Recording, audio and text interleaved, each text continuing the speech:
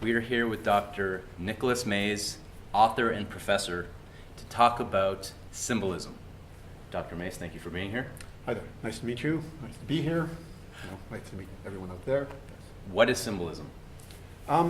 Perhaps one of the most effective ways of explaining what symbolism is to turn to the theory of a psychiatrist by the name of Carl Jung, who was at one time a colleague of Freud and believed that we are hardwired to see the world in symbols, that there are these universal symbols that all of us just have inside us because that's what it is to be human, that's what it is to have this, this human psychology. It's just built into us from birth. So when any human being, for example, sees an old man, they would associate an old man with wisdom.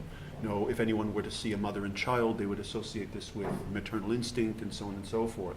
And Jung goes on to express the notion that there are, all symbols, most symbols are universal in tone, and things like rivers, clocks, young maidens, and so on and so forth. All of these mean the same thing to all of us. Now that's a bit exaggerated because different cultures see different meanings in different objects. But it is very helpful in understanding that symbols, generally speaking, are these visual images that have a great deal of abstract value for many, many, many humans, if not all humans. In some instances, for example, a corpse would probably mean the same thing to everyone.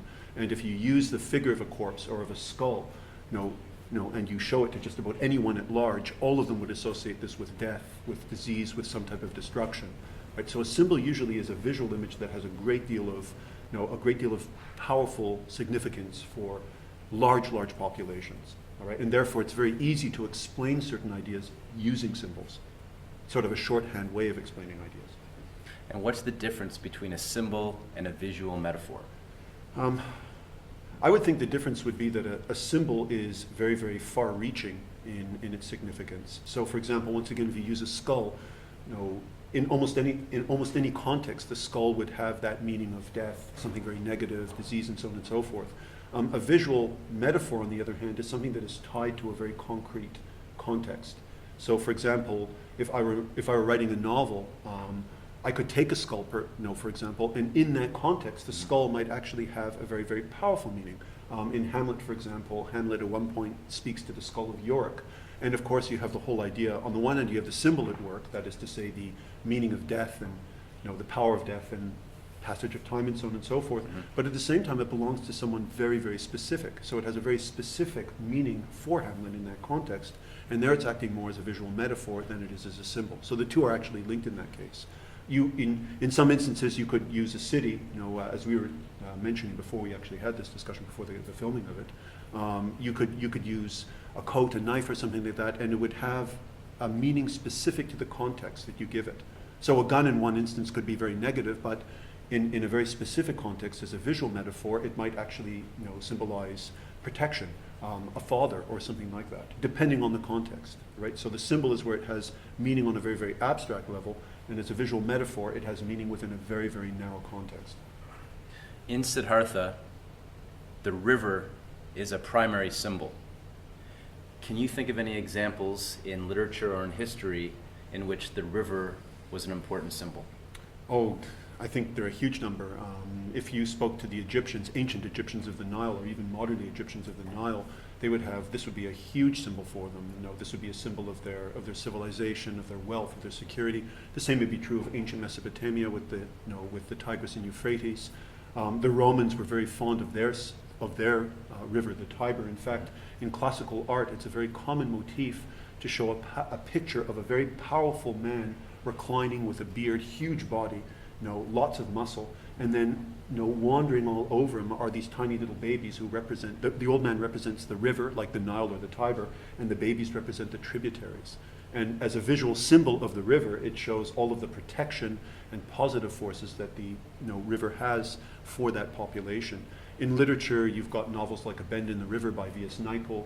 You've got Heart of Darkness by Joseph Conrad, where the Mekong River is sort of the end, or actually that's the Vietnam version of it, but the river itself represents the journey, the destination, the path that's taking them further and further away from civilized ways.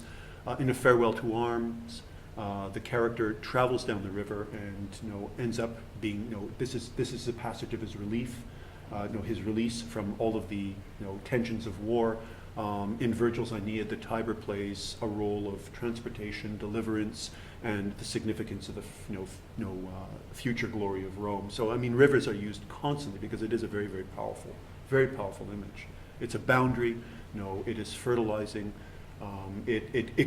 As a boundary, it can be the boundary between life and death for the Greeks. When the Greeks thought of rivers, the first river that came to mind was the river Styx, right? That separates the land of the living from the land of the dead, and you actually had to cross over it, using the services of the ferryman Charon, right?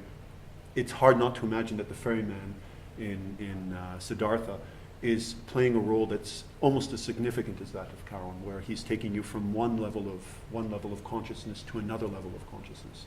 Right. So it's a very, very rich image, the symbol.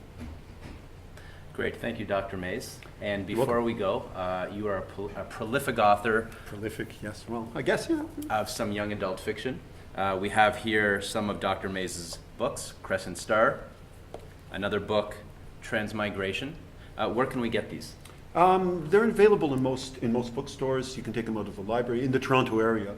So I think any chapters would have them for sale, and there are a number of libraries that actually have them as well. So it's if you like fantasy, if you like historical fiction, this is more historical fiction than fantasy. This one is fantasy. That's the most recent one. There are a couple of others too. One called Laughing Wolf, and the sequel is coming out in August called Fortuna. That's time travel back to Roman times. Books on a wide array of topics, something for everyone, I would like to think. Thank you, Dr. Maes. You're more than welcome.